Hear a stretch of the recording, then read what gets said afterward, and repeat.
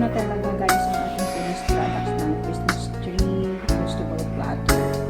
Nagdagan lang natin ng border sa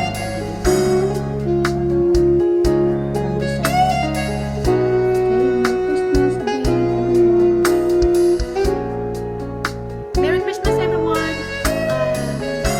Wishing you all the best for this Christmas from my family to yours. Wishing you a blessed Christmas filled with happiness, with peace, joy, and protection. Today, I'll show you guys how to make a Christmas platter, of course, out of fruits and vegetables. Hindi mawawala sa ating New Year's Eve buffet ang fruits and vegetables for our salad.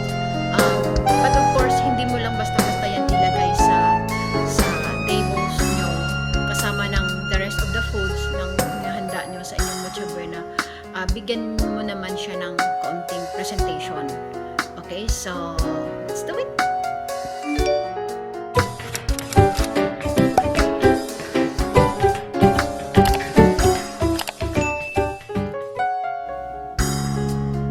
So, ito yung mga fruits and vegetables natin guys.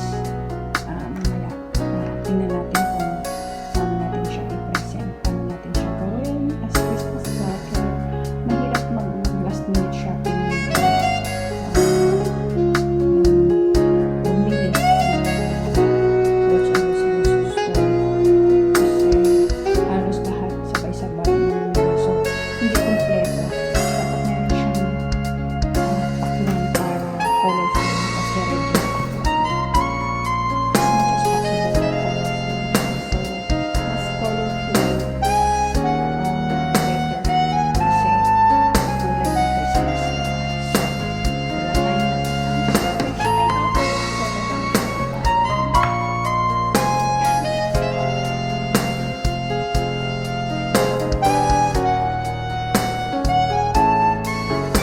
So guys, ito naman yung vegetable natin. So hinugasan na rin at saka kinat na rin natin sa desired ano natin, concept. Actually, I mean honestly, hindi ko alam kung anong gagawin ko. Kung Christmas tree, wreath, o kung ano man nitong vegetable salad na to. Sige, tingnan na lang natin. So, surprise! Okay guys, let's start. So, nakapag-decide na ako. So, ang gagawin po natin ngayon ay Christmas tree. Okay, since na ang Christmas tree, syempre hindi naman bilog ang so, maghanap po tayo ng pinaka-base ay chopping board. Mas maganda kung wooden chopping board. Since wala po tayo ng chopping board, so ito acrylic. Pwede na rin. So, let's see.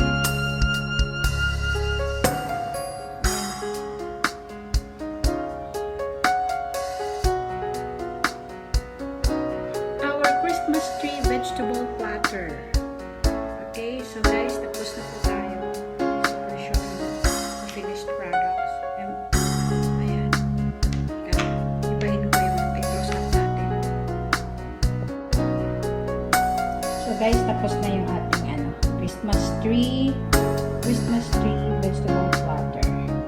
Perfect ang shape niya. Merry Christmas everyone!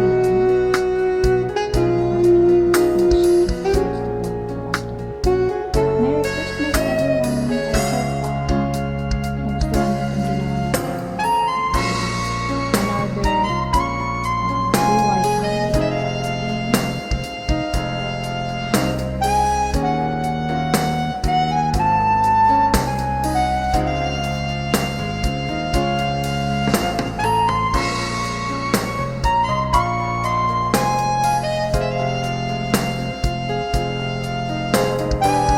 okay guys, kailangan lang natin i-max out itong ating pin-prepare na fruits and vegetables. So, since na nakaslice na itong orange na to, hindi na natin siya nagamit kanina sa Christmas fruit platter. So, hindi natin